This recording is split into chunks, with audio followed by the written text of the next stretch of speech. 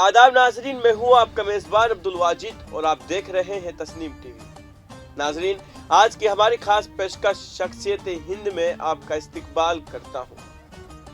आज की इस पेशकश में हम बात करेंगे सिस्टर निवेदिता के बारे में। सिस्टर निवेदिता न सिर्फ एक अजीम कौम परस्त थी बल्कि एक अजीम इंसान भी थी।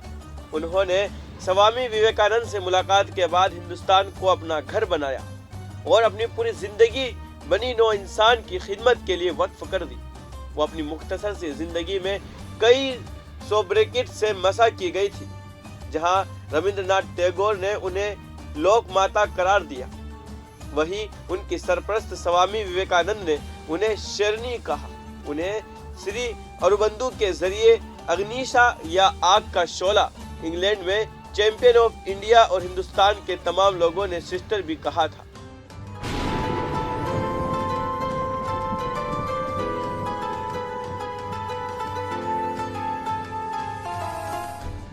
(1867) में मार्गरेट ने नोबल के तौर पर आयरलैंड में पैदा हुई। उनके वालिद सैमुअल नोबल एक आयरिश चर्च में पादरी थे। वो अक्सर अपने दादा और अपने वालिद के साथ मिल जाती थी, जो गरीबों के घर जाकर उनकी खिदमत करते थे। मार्गरेट ने अपने वालिद को खो दिया जब वो सिर्फ 10 साल की थी, लेकिन उनकी नरमी और हमदर्दी बरकरार रही।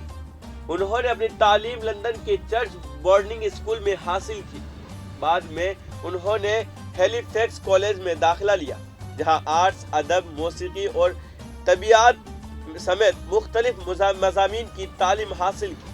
वो कॉलेज की हेड मिस्ट्रेस से बहुत मुतासिर हुई, जिन्होंने उन्हें कुर्बानी और खिदमत की कदर सिखाई। 17 साल की उम्र में वो टीचर बन गई। उसके बाद उन्होंने विंबलडन में एक स्कूल कायम किया और पढ़ाने के मुनफरिद तरीकों के लिए मशहूर हो गई। वो एक काबिल मुसन्निफ बनने के लिए भी चली गई। उनकी तहरीरी रोजनामों और अखबारात में शाये होने लगे। जल्द ही वो लंदन की दानिश्वरों में से एक जाना पहचाना नाम बन गई।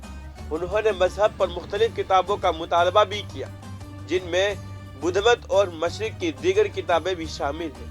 उनकी जिंदगी ने 1895 में एक गैर मामूली मोड़ लिया, जब उनकी मुलाकात स्वामी विवेकानंद से हुई, जो लंदन जाने के लिए अमेरिका से आए थे।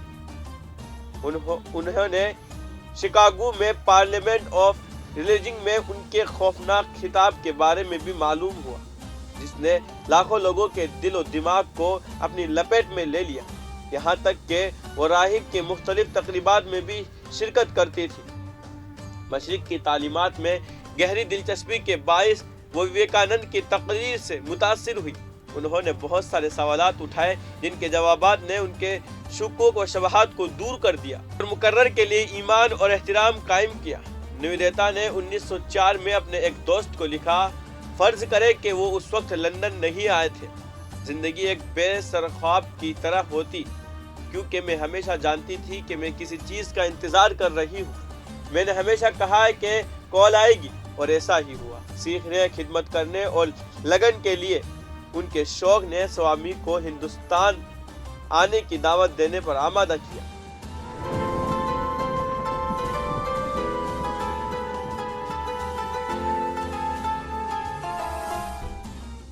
मार्गरेट उनके कहने पर मगलूब हो गई। वो इस बड़े काम के लायक नहीं समझती थी, लेकिन स्वामी विवेकानंद ने उन्हें नसीहत की और यकीन दिलाया। नतीजतन मार्गरेट ने खुद को इस कॉलिंग के लिए वक्फ करने का अज़म किया। मार्गरेट जानती थी कि वो चैलेंज बहुत बड़े हैं, क्योंकि हिंदुस्तान में गुर्बत, जहालत और तंग नजरी है। जब वो 28 जनवरी 1898 को हिंदुस्तान आई, तो स्वामी विवेकानंद खुद उनके इस्तकबाल के लिए कलकत्ता के बंदरगाह पर आए।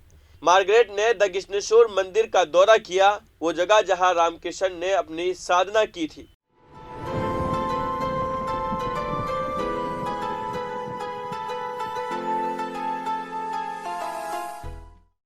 11 मार्च 1898 को स्वामी विवेकानंद ने सिस्टर निवेदिता का तारुफ कलकत्ता के लोगों से कराया। अपने अल्फाज में अजीम संत ने कहा, इंग्लैंड ने हमें मिस मार्गरेट नोबल में एक और तोहफा भेजा है।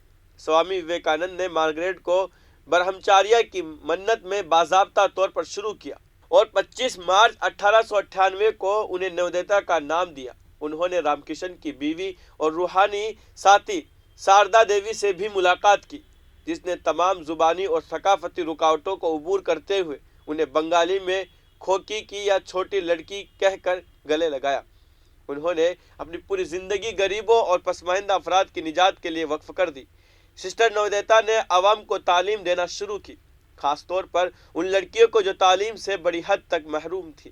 ہندوستان کا پہلا گرلز اسکول کھولنے کے ارادے سے اس نے فنڈز اکٹھا کرنے کے لیے انگلینڈ اور امریکہ کا سفر کیا۔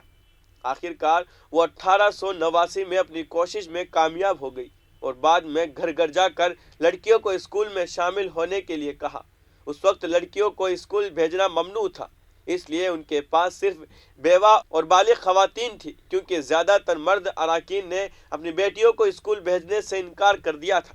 انہوں نے اس وقت کے شاعروں اور ادیبوں کی ایک طویل فہرست کو متاثر کیا، جن میں رابندر ناتھ ٹیگور، آنند کمار سوامی، ہیول اور سبرامینا بھارتی ان سے بہت متاثر ہوئی اور ملک میں فنون اور سماجی کاموں میں اپنا حصہ ڈالا۔ انہوں نے اپنی بیسنٹ کو مدد فراہم کی اور اروبندو گھوش کے قوم پرست اخبار میں ترمیم کی۔ انہوں نے ڈاکٹر جگدیش چندر بوس کی حوصلہ افزائی کی اور ان کی مالی مدد بھی کی۔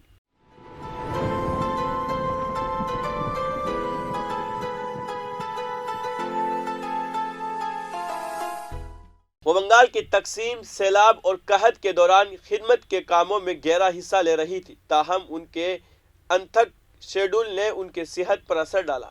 رام کرشن آشرم کے راہبوں سمیت ان کی قریبی دوستوں نے ان کی دیکھ بھال کی، لیکن ان کی صحت مسلسل خراب ہوتی چلی گئی۔ سسٹر نویدتا کا انتقال 13 اکتوبر 1911 کو 43 سال کی عمر میں ہوا۔ آج کی اس خاص پیشکش میں بس اتنا ہی۔